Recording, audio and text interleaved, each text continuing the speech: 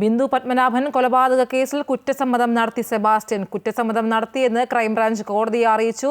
കുറ്റസമ്മതം നടത്തിയത് കോട്ടയം ക്രൈംബ്രാഞ്ച് ചോദ്യം ചെയ്തപ്പോഴാണ്.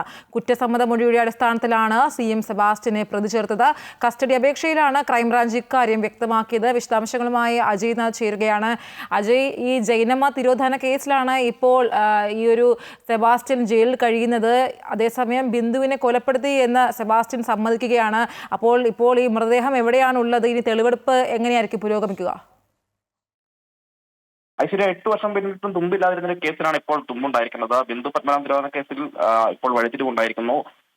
ബിന്ദു കൊല്ലപ്പെട്ടതാണെന്ന് നേരത്തെ തന്നെ ക്രൈംബ്രാഞ്ചിന് സംശയമുണ്ടായിരുന്നു. തിരോധാന കേസിൽ സെബാസ്റ്റ്യനെ സംശയിച്ചിരുന്നെങ്കിലും പ്രതിയാക്കിയിരുന്നില്ല. പക്ഷേ ഈ കോട്ടയത്തെ ക്രൈംബ്രാഞ്ച് ചോദ്യം ചെയ്യുന്ന ഘട്ടത്തിലാണ് ഇയാൾ കുറ്റസമ്മതം നടത്തുന്നത്. 2017 മുതലുള്ള അന്വേഷണത്തിന്റെ അടിസ്ഥാനത്തിലാണ് ബിന്ദുവിനെ സെബാസ്റ്റ്യൻ കൊന്നതായി ഉറപ്പിച്ച് ഇപ്പോൾ ചേർത്തല കോടതിയിൽ ബുധനാഴ്ച, അതായത് ഇന്നലെ ക്രൈംബ്രാഞ്ച് റിപ്പോർട്ട് നൽകി. ഇതിന്റെ അടിസ്ഥാനത്തിലാണ് 30-ാം തീയതി വരെ, ഈ മാസം 30 വരെ ക്രൈംബ്രാഞ്ച് കസ്റ്റഡിയിൽ സെബാസ്റ്റ്യനെ വിട്ടിട്ടുള്ളത്.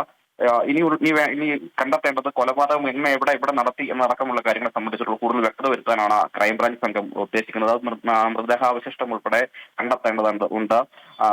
ഇതെല്ലാം കരുതിക്കൊണ്ടുകൂടിയാണ് സെബാസ്റ്റ്യനെ കസ്റ്റഡിയിൽ വാങ്ങുന്ന കാര്യമുള്ളത്. ബിന്ദുവിനെ കൊല്ലാനായി സംസ്ഥാനത്ത് പുറത്തും ആസൂത്രണം നടന്നിട്ടുണ്ടെന്നാണ് ക്രൈംബ്രാഞ്ച് സംശയിക്കുന്നത്. അതായത് കോട്ടയം, എറണാകുളം, കണ്ണൂർ, കുടക്, ബാംഗ്ലൂർ, വേളാങ്കണ്ണി, കോയമ്പത്തൂർ ഉൾപ്പെടെയുള്ള സ്ഥലങ്ങളെല്ലാം എത്തിച്ച് സെബാസ്റ്റ്യനെ തെളിവെടുപ്പ് നടത്തും, തെളിവുകൾ ശേഖരിക്കുമെന്നാണ് മനസ്സിലാക്കുന്നത്. എന്തായാലും വിയ്യൂർ സെൻട്രൽ ജയിലിലെത്തിയാണ് അറസ്റ്റ് രേഖപ്പെടുത്തിയത്. ഈ മാസം 18-ന് വിയ്യൂർ സെൻട്രൽ ജയിലെത്തിയാണ് സെബാസ്റ്റ്യന്റെ അറസ്റ്റ് രേഖപ്പെടുത്തുകയും ഇന്നലെ റിപ്പോർട്ട് സമർപ്പിക്കുകയും കസ്റ്റഡിയിൽ വാങ്ങുകയും ചെയ്ത കാര്യം ഉണ്ടായത്.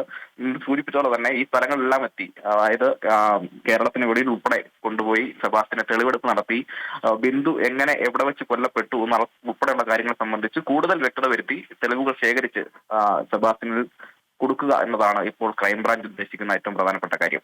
ശരി, 8 വർഷങ്ങൾക്ക് ശേഷമാണ് ഇപ്പോൾ ബിന്ദു പത്മനാഭൻ കൊലക്കേസിൽ ഒരു നിർണായകമായ ഒരു വെളിപ്പെടുത്തൽ ഉണ്ടായിരിക്കുന്നത്. ഇനി പ്രതി സെബാസ്റ്റ്യനുമായി ഈ തെളിവെടുപ്പ് നടത്തും. വിശദാംശങ്ങൾ നൽകുകയായിരുന്നു അജയ് നാഥ്.